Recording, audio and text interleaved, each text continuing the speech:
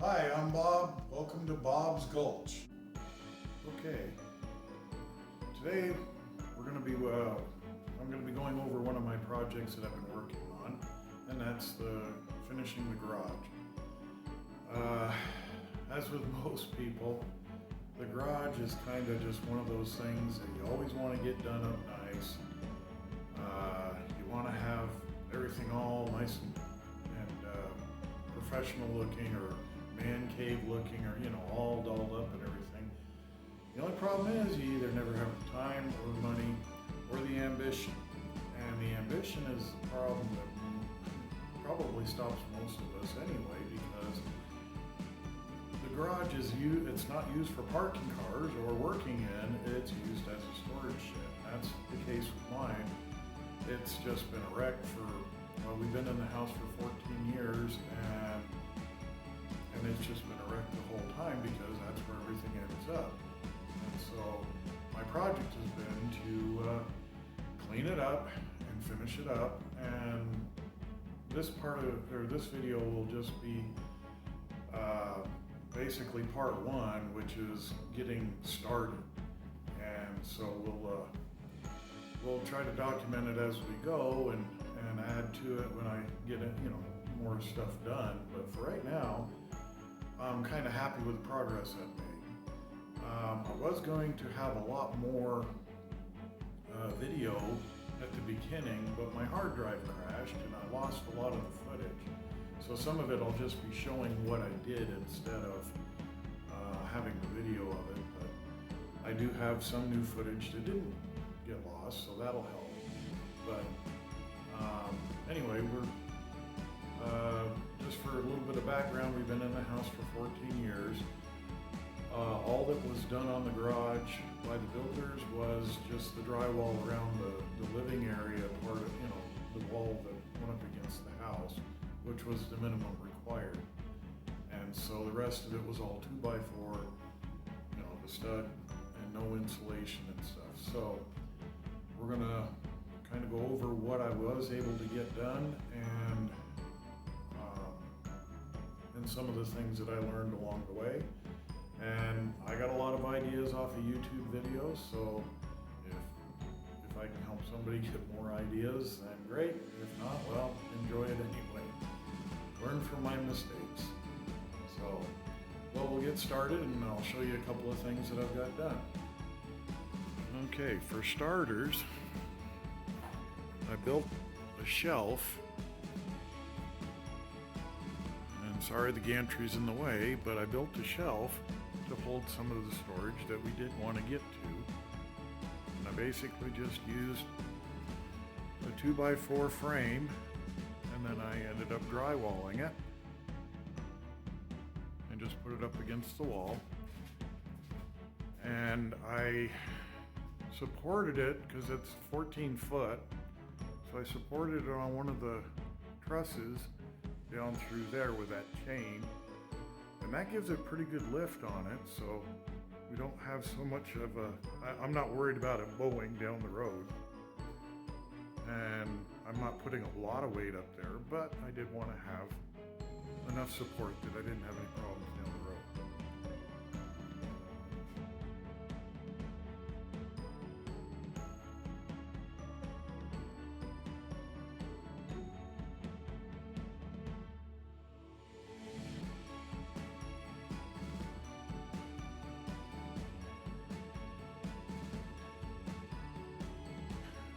Got this wall somewhat cleaned out, and now this is where the compressor will be mounted placed for now. I'm going to put a light switch there, an outlet and a switch there, since the switch is broke on the compressor, and we'll wire that up, and then we'll just be able to plug it in, and then eventually we'll put some piping all through the garage so that we won't have to drag hoses all over. Okay, I've run the wires, mounted the switch. So there's the switch and the outlet for the compressor, and run the wire all the way through and tagged it into that outlet. And so that'll make it way more convenient. And there it is in place. And we'll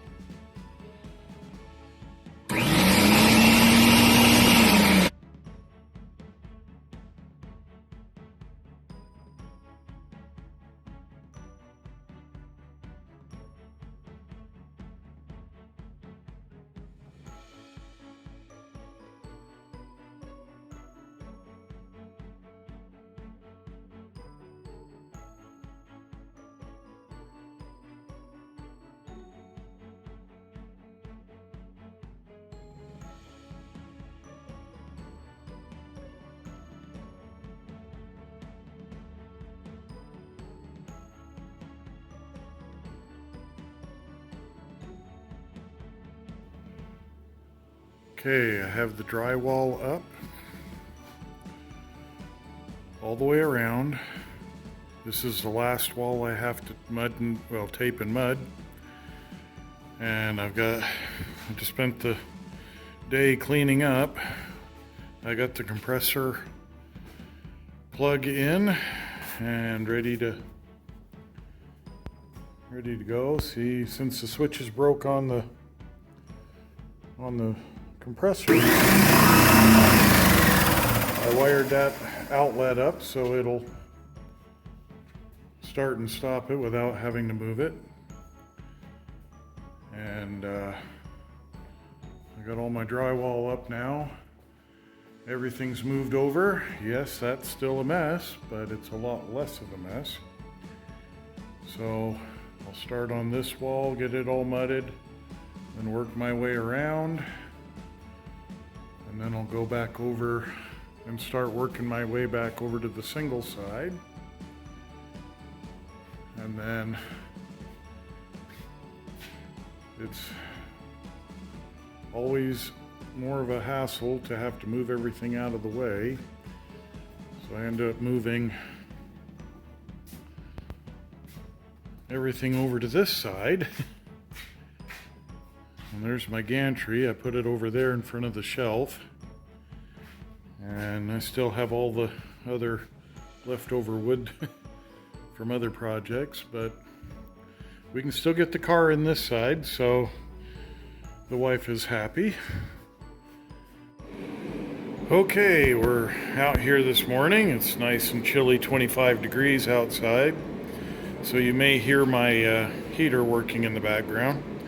Okay, I'm putting in corner bead on the bottom so that we can have a nice square edge, a nice even square edge all the way around. And we'll get to taping here now. Okay, for reference, I have found I've had better luck with this web tape. It's sticky, so it sticks up there. You just do the whole thing and then you can mud as you go.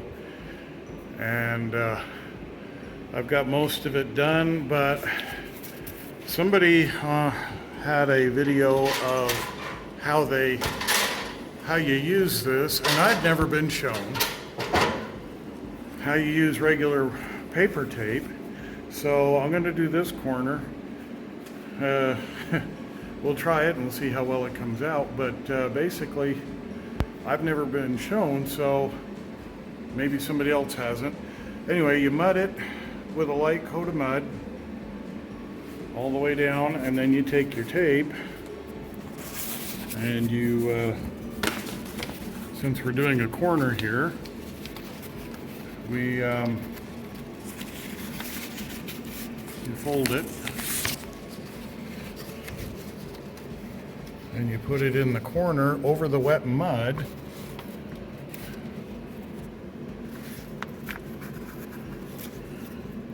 And then hopefully it sticks. But anyway, you do it like this. And then you just kind of finish it out that way. I'll come back in a second. Okay, now I'm back. And I got the tape placed in there. You just kind of, try that again. You got it placed in there, and you just kind of push it in with your corner trowel. It's really hard to do with the camera, but you just do that.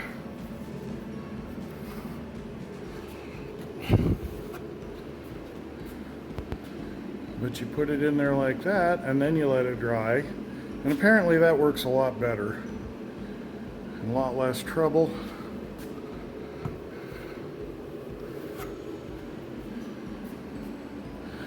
And so that way you can use paper tape. I'd never been shown that. I've seen people with the machines do it, and it never really clicked on how it worked, but it does work good, but I still like the web tape better. So that's just how you do the paper tape. So web tape, a lot easier. Don't know how available it is, but anyway, that's how we do that.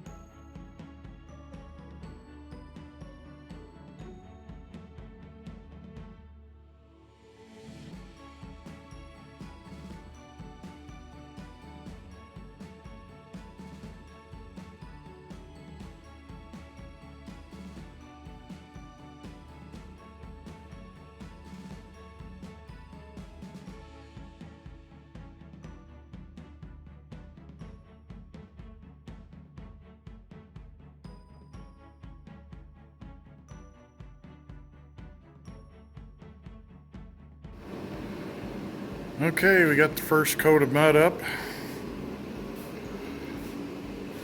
All except for that little section, but I got to move the wood for that. We got that. So basically the first coat is all but done all the way around. And got the lower edges all done. It's coming along nicely. Okay, I'm sanding the mud, one of my least favorite jobs. But we got all the drywall up and I'm getting ready to texture. And found this at the hardware store, this type of sander. I've never used it before, but it's the round with a Velcro stick-on with the stuff, as opposed to this style with the screen type sander. I've got the kind that are on the poles and this hand one, which is still good for the corners and the hard to reach places and around the outlets. But this one, they didn't really have much feedback on at the store, so I tried it a little while.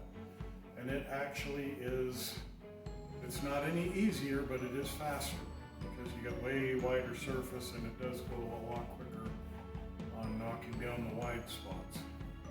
So, just an interesting point that I found while doing the wall work. So,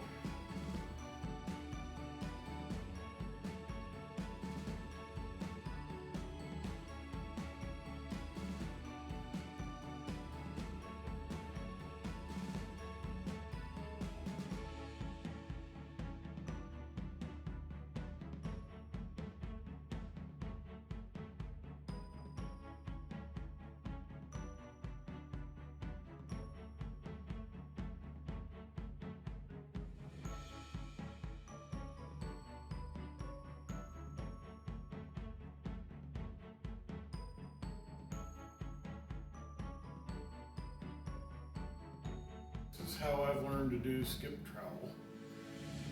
You use one of these. This is the bucket scraper thing, and it fits right up to the edge, nice and cleans the sides really well. I use a rounded float because that seems to work the best. Some guys use a hawk they scoop it onto the hawk and then they use the float on top of it. I just save a step and do it this way. So get your mud already thinned out.